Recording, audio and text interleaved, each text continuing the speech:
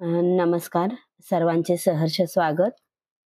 इयत्ता 5वी विषय परिसर अभ्यास भाग 2 पाठ 7वा निवारा ते गाव वसाहती.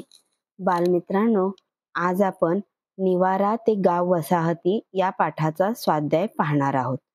त्यामध्ये प्रश्न क्रमांक पहिला आहे, प्रत्येकी एका वाक्यात उत्तरे लिहा. त्यामधील अ प्रश्न आहे, बुद्धिमान मानवाचा कोणत्या प्राण्यांच्या शिकारीवर अधिक भर होता?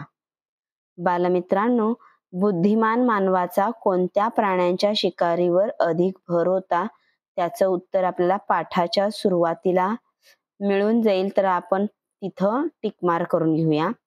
तर पहा, या ठिकाणी बुद्धिमान मानवाचा रानडुक्कर, हरिण, डोंगरी शेळी, मेंढी यासारख्या छोट्या प्राण्यांच्या शिकारीवर अधिक भर होता.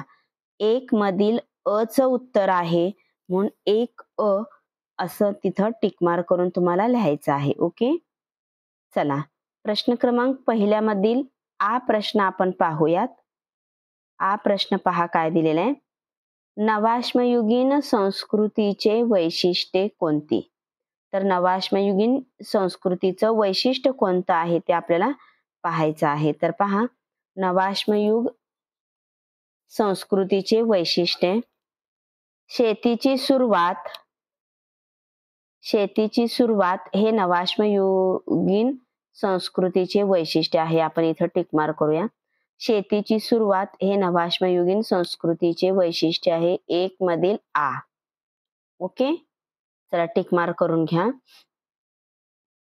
पुढील प्रश्न क्रमांक दुसरा, पुढील विधानांची कारणे लिहा. अ, मध्याश्म युगात बुद्धिमान मानवाच्या आहार पद्धतीत बदल होत होता. तर पहा, मध्याश्म युगामध्ये बुद्धिमान मानवाच्या आहारामध्ये बदल होत होता, त्याचं कारण आपल्याला लिहायचं आहे. तर पहा, इथं तुम्हाला मिळून जाईल.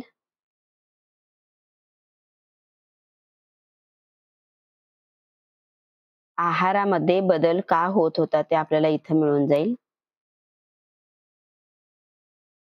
पहा या ठिकाणी.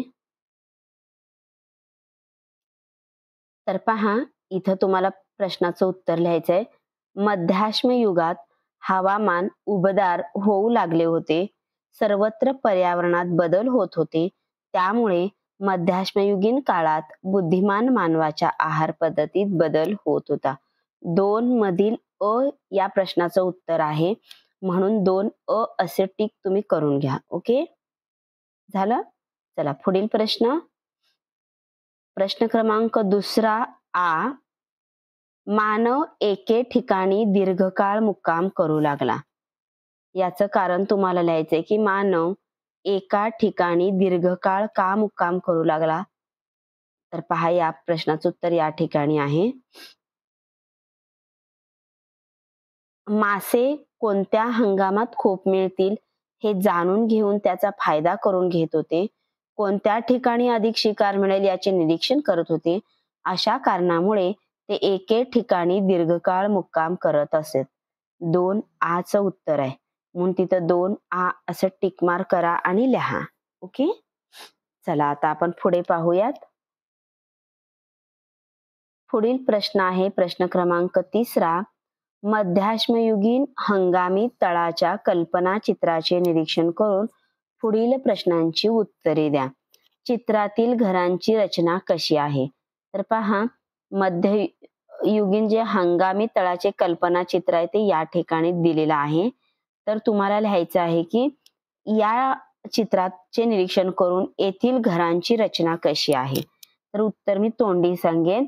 घरांची रचना तंबू व झोपडी सारखी छोटी आहे, किंवा घरांची रचना छोट्या तंबू सारखी किंवा छोट्या झोपडी सारखी आहे.